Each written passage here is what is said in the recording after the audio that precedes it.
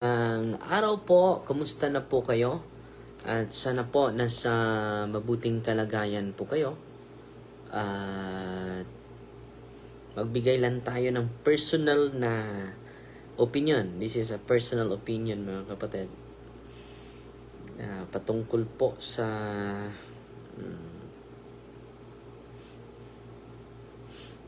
patungkol po kay Monsignor Rosete.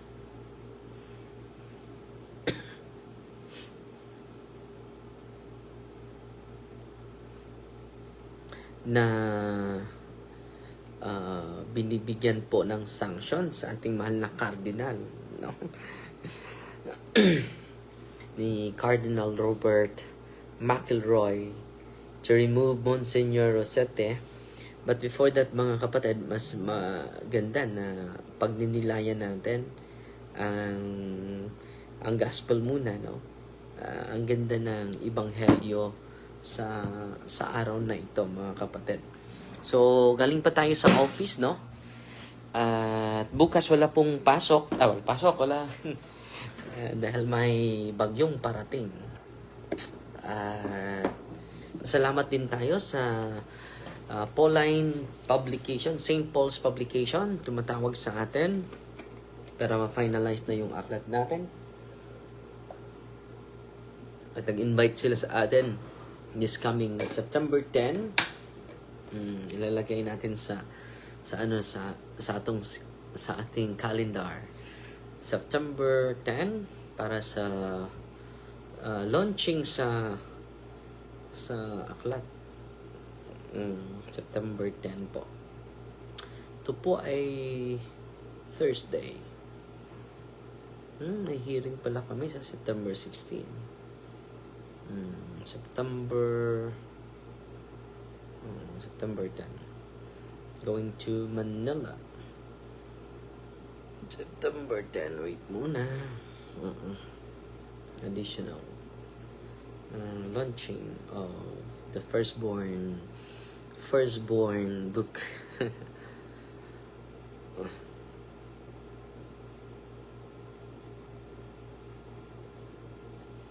Okay.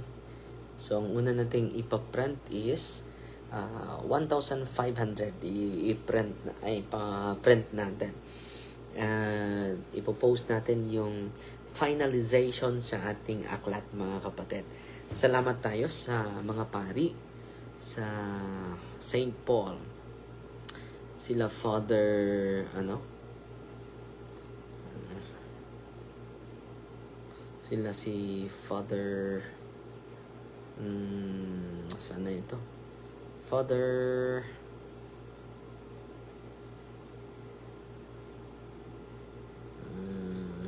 Paulo Publishing, St. Paul's Publication po.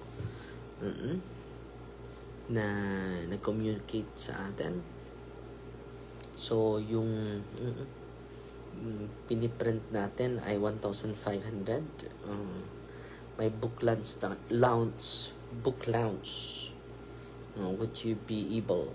September 10 sa SMX Convention Center in Pasay during Manila International Book Fair. You'd like be open to have a separate book launch event in Manila sometime in the last quarter. Isali na lang. Hindi na i-separate yung pag-launch sa aklat natin, mga kapatid. So, yun po. So, pag-usapan natin itong isa lang kapunto sa ebanghelyo, mga kapatid, na galing sa mga church fathers. So, sabi ni Saint Jerome sa ebanghelyo natin, so ito po yung hina-highlight ni Saint Jerome, Matthew chapter 10 verse 17. Beware of men, for they will hand you over to courts. So, yan po yung ebanghelyo at pag-lunch sa Cebu, Father. Bitaw po, no? Sa Cebu. Daming dadalo dyan, no? Kapag malunch tayo sa Cebu. So, itry natin. No? try natin.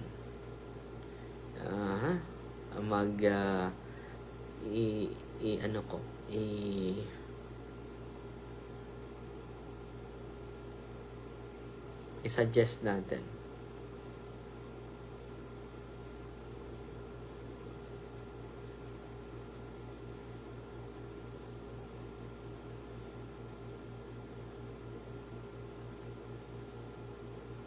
Launching sa first book.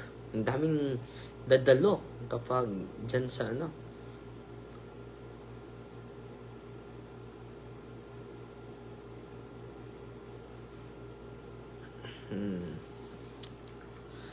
Sige, i-suggest natin. Okay. Kay Padre. Mag-launch tayo sa Manila, then sa Cebu din. Baka dadami yung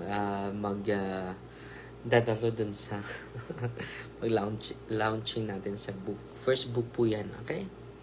Hope mabahay sa Shopee and Bookfather. Tingnan natin.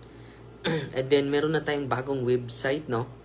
Ito yung bagong website natin. Next week po, i-launch din natin yung bagong website natin.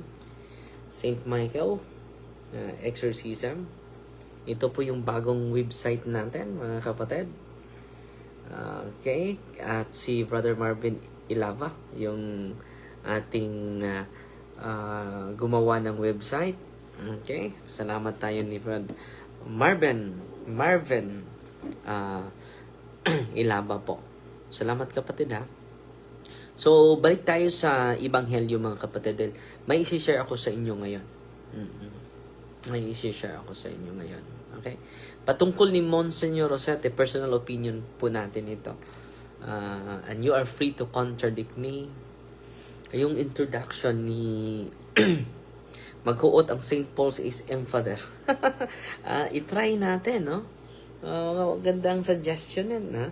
I-try natin mag-book launching tayo sa Cebu, sa SM.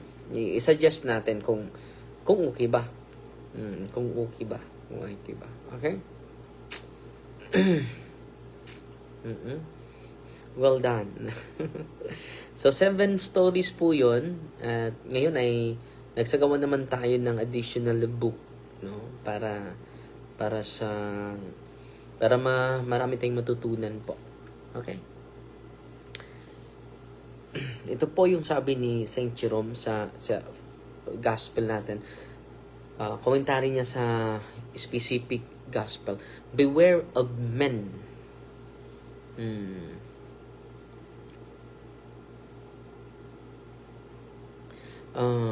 Sabi ni Sister Ami, dakuba ni Elga. Kantong nisulod ko sa St. Paul, ang mga madre naminaw sila imutok. Salamat kayo, sister. No. Beware of men, for they will hand you over to courts. Matthew chapter 10, verse 17. Ito yung quotation natin nandito po yun sa commentary on Matthew PL 26. Ito sabi ni Saint Jerome, he foretells the evils to come, that when they arrive, they may be endured more courageously. So, ito po ay maganda po ito na reflection niya. So, yung meron na siyang foreknowledge to strengthen perseverance, mga kapatid, sa mga apostol niya. Di ba? So, Saint Jerome notes that Christ does not hide the cause of discipleship. Hindi po basta-basta kapag susunod tayo ni Kristo. Maraming mga pagsubok, mga trials, mga challenges, mga kapatid. The apostles are warned beforehand so that persecution will not surprise them. Ang ganda po. So, yan po, mga kapatid, ha, kapag susunod tayo sa katotohanan, meron talagang mag-judge sa atin. Meron talagang mag-misunderstood sa atin. Meron talagang aatake sa atin.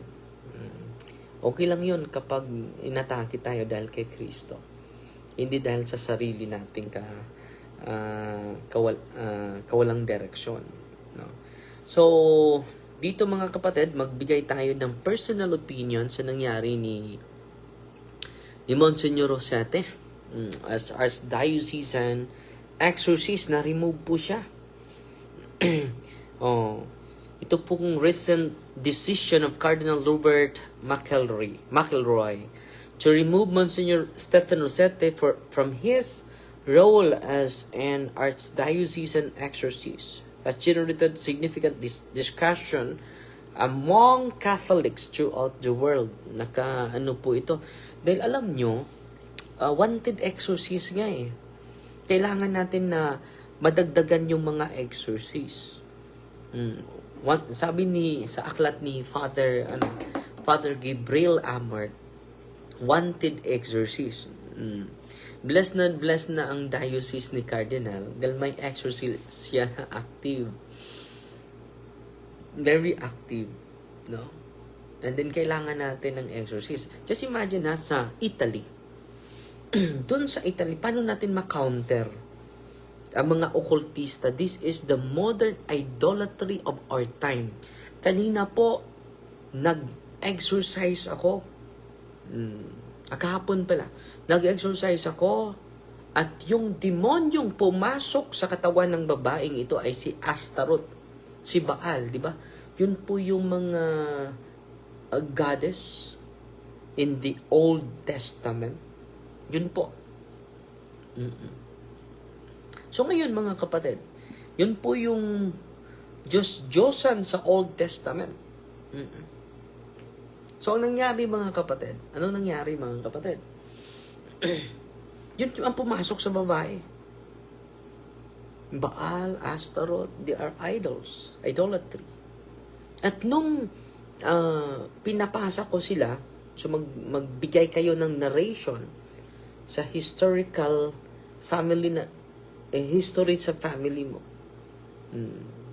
Panaylapit sila sa mga occultista. The modern idolatry now is the amulets, the occult practitioners, faith healers. Yan po. At dumami na po ito, sabi ni Father Gabriel Amart. Sa Italy lang first world country yon. Sa Italy lang meron daw mga occult practitioners very active. Sabi niya, more than 300,000 occult practitioners all throughout Italy. At alam nyo, all throughout Italy, sa Diocese of Italy, meron 3,000 priests who have no knowledge about exorcism and spiritual warfare. Sa 3,000, isa lang ang exorcist. Paano natin ma-counter ang 300,000 occult practitioners? At itong ginawa na desisyon ni Cardinal Robert McElroy, wanted exorcist nga eh. Kung merong pagkukulang, si Monsignor Rosete, dapat i-guide. Hindi dapat i-remove agad. Diba? Cardinal McElroy explained that the decision was principally related to the additional expectation that the Ministry of Exorcism remain discreet, not become a public-facing apostolate. Yan po yung rason niya. Kailangan discreet. He clarified that the action was not primarily based on Monsignor Rosete's comments concerning UFO phenomena, but rather on the increasing public character of his ministry. At the same time, many Catholics have respectfully raised questions. Dapat makinig din tayo sa mga tao, di ba? So, ang mga obispo, sila yung last say. Totoo yun. Sila talaga yung last say. Yung cardinals, sila yung talaga yung last say. But the hierarchy has also a moral obligation. Meron silang moral obligation to listen. Yan po.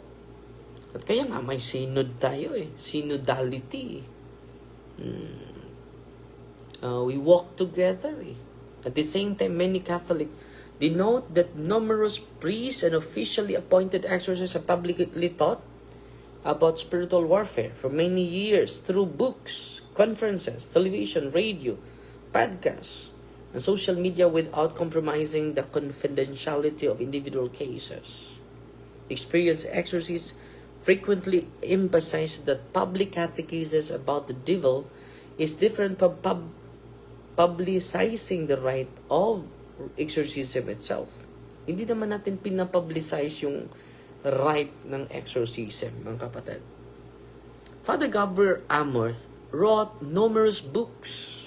Ang daming gave interviews internationally and believed that educating the faithful about Satan help encounter modern skepticism and occult practices. Mas mabuti ang pinatigil yung mga occult practitioners. Di ba? And then, a lot of conversion po na nangyari sa buhay. At lagi akong sumusunod din Monsignor Rossetti, ha? Idol natin siya. Di ba po? So, ano ba yung context? Dahil nandun yung mga tao sa Facebook, eh. Blessed na blessed po yung Archdiocese ninyo, Cardinal. Dahil merong active na exorcist. No? Pero yung punto niya sa Cardinal is remain discreet. At how to counter the 300,000 occult practitioner, Cardinal? Di ba? Kung silent lang tayo, anong sabi ni Kristo? Dito tayo sasabi ni Kristo. Go to the whole world. Preach the gospel. Heal the sick. Cast out the evil spirits. Yan po.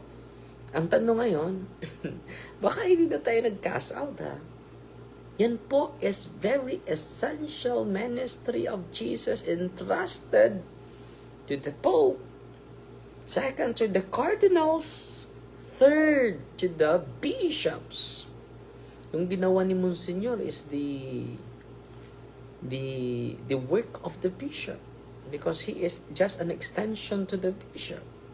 Hindi po yan gawain ni Monsignor, gawain po yan sa mga obispo, yung pagpalayas ng kaaway natin. So, paano natin ma-counter? Sa observation ni Father Amorth, Gabriel Amorth, di ba po? So, unang-una, I really, how can we educate the people? Tingnan ko muna yung page ni Monsignor Rossetti. Kung nawala na ba yung page niya. Monsignor Rossetti.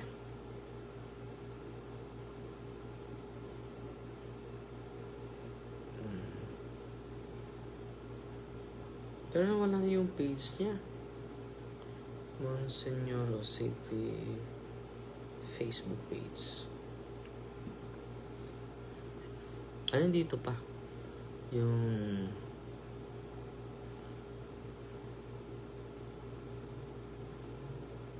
so meron siyang sinabi, as many as you know, dear friends, sa June 6 meron siyang message, mga kapatid. Archdiocese of Washington made the decision to remove Monsignor Rossetti as chief exorcist for the Archdiocese and to end its affiliation. Oh, grabe, ang bigat ng mga decision ng cardinal na ito. To end its affiliation with St. Michael's Center for Spiritual Renewal. We are grateful to the Archdiocese for its many years of support. Our heartfelt prayers for its important ministry. Moreover, we remain totally committed to being obedient to the church leadership and teaching, which we entrust. We trust is guided by the Holy Spirit. Stay in the boat. Ito yung paulit-ulit niya sinasabi. Stay in the boat. Stay in the boat. Stay in the boat. Yan po yung laging sinasabi niya dahil isa siya sa mga speaker natin. International speaker natin, mga 2024 po, nakadalo po tayo. Monsignor Rosete. Stay in the boat. That is, stay in the Baruch of St. Peter, which is a Catholic church. It will lead us safely home to the Lord. Thank you. Just imagine ang tagal na niya dun bilang exorcist. No? Thank you to all who have reached out with your prayers and encouragement as we discern the next steps for the center. Hearing the stories of those who have been helped through this ministry is a profound reminder to God's endless mercy and love. We encourage us to continue this ministry, which is so needed today. Totoo yun. Totoo yun. No? Kung meron lang, mas mabuti before mag-decide si Cardinal na meron siyang personal experience with Monsignor Rosete. Maganda naman yung sinasabi niya. Discreet. Pero hindi nangangulugan. Hindi na tayo mag-catechise. Hindi naman divulge ni Monsignor yung mga individual cases. Hindi naman niya pinagpangalan. Di ba? Hindi naman niya minimension yung mga pangalan ng mga biktima. Okay. O yung energumen pala. Because many questions are circulating online, we wanted to take this opportunity to provide some clarity regarding the future of the St. Michael Center. Katulad din sa atin, St. Michael, di ba? Monsignor Stephen Rosete is no longer the exorcist. No, kinukunan talaga siya. Grabe, no? Kinukunan talaga siya ng... Grabe itong persecution na ito, no? Kinukunan talaga siya ng... faculty is no longer the exorcist of the Archdiocese of Washington. However, he remains a priest in good standing with his home diocese of Syracuse. The St. Michael Center for Spiritual Renewal is 501 non-profit organization and will continue its mission of providing resources of spiritual healing. Monsignor will remain the president of the organization. Presidente pa rin siya. Pero, hindi na siya exorcist. We are currently discerning the future direction of St. Michael Center, while our ministry will no longer be based in Washington, D.C. So, mag-transfer na siya ng location po. We are prayerfully exploring potential future homes for this important work. Magpatuloy pa rin siya. Pero babalik siguro siya sa diocese niya. Grabe itong mga pagsubok ni... Mabigat po ito. Yung... Yung talaga. Alam, yung mga kapatid, ito yung pinakamabigat na pagsubok ni Monsignor Rosete. Let us continue praying for him. Well, no longer based in Washington, D.C. We are prayerfully exploring potential future homes for this important work. So, mag-transfer sila ng location. Dahil hindi naman siya doon sa Diocese of Syracuse. We humbly ask for your prayers as we seek God's guidance for the next chapter of the center. During this time of transition, our website, mobile apps, social media channels, and online webinars will remain available. So, ongoing pa rin yung social media website nila. Our monthly online deliverance sessions are currently on hold. Mga talk niya, patuloy pa rin. Pero yung online deliverance sessions are currently on hold. The recordings of previous sessions can still be accessed through our YouTube channel. Yes po, Salome Fernandez. Yes po. Thank you for everyone who continues to support and pray for this ministry.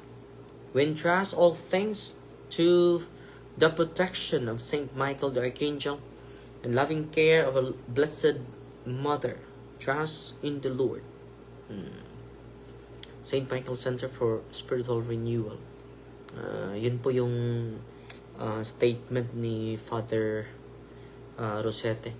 Pero sabi ni Father Jose Antonio Fortilla, has authored theological works explaining demonology while carefully distinguishing church doctrine from personal theological opinions. So, kailangan itatago daw, no? Sabi ni Cardinal McElroy. At si Father Chad naman, Ripperger, known for conferences on spiritual warfare, frequently reminds Catholics that education must always be accompanied by prudence, obedience, and fidelity to the Church. So, mas mabuti talaga na mag-usap, no? And then mag-dialogue. And then more time to pray po, no? Mabigat po itong decision ng Cardinal kay Monsignor Rosete. Let us continue for enlightenment, guidance, and inspiration po. Si Father Vincent Lampert, exorcist of the Archdiocese of Indianapolis, regularly gives interviews. Sikat to si Father Vincent, explaining the church ministry of exorcism while consistently protecting confidentiality. At nakita ko naman na si Father Monsignor Rosete protecting confidentiality. In God's time po. In God's time po. Pwede pa mamaka? Pwede. Even yan sa Cardinal. Father Carlos Martins, although better known for his apostolate on relics, has often spoken publicly about spiritual warfare within a broader context of evangelization. So many seasoned exorcists therefore argue that silence about spiritual warfare can sometimes leave the faithful vulnerable. Kung hindi sila magsasalita, mga kapatid, in public, ang mangyayari, the faithful will be vulnerable to superstition, occult practices, and misinformation po. Yan po ang sabi ng mga seasoned exorcists. As Father Gabriel Amort often observed, in substance, one of Satan's greatest strategies is persuading people that he does not exist. He hides himself. Consequently, prudent catechesis about the reality of evil spirits can become an important part of evangelization. At the same time, experienced exorcists also insist that this ministry requires profound humility. So, nagsubmit din si Monsignor Rosete po to the authority. The consistentness, sabi niya, stay in the boat. They consistently warned against sensationalism, speculation, and presenting personal opinions as they were official Catholic doctrine. So ito po itong ginagawa natin is a personal opinion po. And then with the light of the seasoned exorcists. Iba yung personal opinion and then the official teachings of the church. Questions involving UFOs, extraterrestrial phenomena, or unexplained events remain areas where the church has issued no definitive teaching. Catholics are therefore free to hold different prudential opinions, provided they do not contradict the faith. Ultimately, the church entrusts bishops with the responsibility of regulating the ministry of exorcism within their dioceses. Canon 1172. An appointed exorcist exercise this ministry only by bishop's mandate. And bishops possess the authority to appoint, modify, and remove that mandate according to their pastoral judgment. For this reason, Catholics are called to approach the present discussion with both clarity and fidelity. So let us pray for Cardinal McElroy as he exercises his pastoral office. Let us also pray for Monsignor Stephen Rosete, whose ministry has helped many deepen their faith and appreciation of spiritual warfare. And let us also pray for all exorcists remain faithful, remain prudent, humble, and obedient to the church. Ano pa? Pray that the faithful receive sound catechesis, rooted in scripture, sacred tradition, and the magisterium. The deeper question for the church today may not simply be whether exorcists should speak publicly, but how they can effectively evangelize in the digital age, while preserving the dignity, confidentiality, and sacred character of the ministry entrusted to them. Our struggle is not against flesh, blood, but against the principalities, against the powers, against the world rulers of this present darkness, against the spiritual hosts of wickedness in heavenly places. So, mga kapatid, let us continue praying, mga kapatid, wanted exorcist talaga. Mas mabuti na magkaisa ang simbahan, and then let us journey together. Yan po yung punto ng ating mahal na Santo Papa Francisco. Let us join together. At kung may pagkukulang yun, mga kasama natin exorcists, let us listen also to the church authority po. And higit sa lahat, mga kapatid, let us, yan po yung mensahe niya sa gospel natin. Persecution is an opportunity for purification, an opportunity of evangelization po. So yun lang po muna yung isi-share ko sa inyo, patungkol ni Monsignor Rosete. Tayo po ay nabigla sa mga pangyayari po. At congratulations pala, Father Jose Francisco Sequia, ang nag-bless sa center natin sa Manila ay si Cardinal. Si Cardinal Tagle, very supportive sa mga exorcists natin. Congratulations, Father Winston Cabading. So, pinupost din natin, mga kapatid, yung pinupost ni Father ating idol na exorcist, no? Si Father Jose Fernando Sequia at si Father Winston Cabading. So, ang nag-bless nito si Cardinal Tagle pa. Busy yun, no? Ito si Cardinal, no? Ito yung, wow, amazing. No? Congratulations nating lahat. Yan po yung mga idol natin ng mga exorcists. Nandito, binibless na yung lugar nila. Thank you, Lord. Amazing grace, mga kapatid. So, pinatigil si Monsignor. Ngayon, binibless ni Cardinal Antonio Tagle. So, yun lang po muna, At salamat sa inyong pakikinig. At sana po may natutunan kayo sa gabing ito. At si Chibo Bans, nagpadala ng 100 stars. Si Gladys Santilan Pinili, 100 stars. So, Fighty Maria, Tatax FD with a humble heart. In the name of the Father, and of the Son, and of the Holy Spirit. Amen. Our Father, who art in heaven, hallowed be the name, the kingdom come. Your will be done on earth as it is in heaven. Give us this day daily bread, and forgive us our trespasses, as we forgive those who trespass against us. And lead us not into temptation, but deliver us from evil. Amen. Hail Mary, full of grace, the Lord is with you. Blessed are you among women, and blessed is the fruit of the womb, Jesus. Glory to the Father, to the Son, and to the Holy Spirit.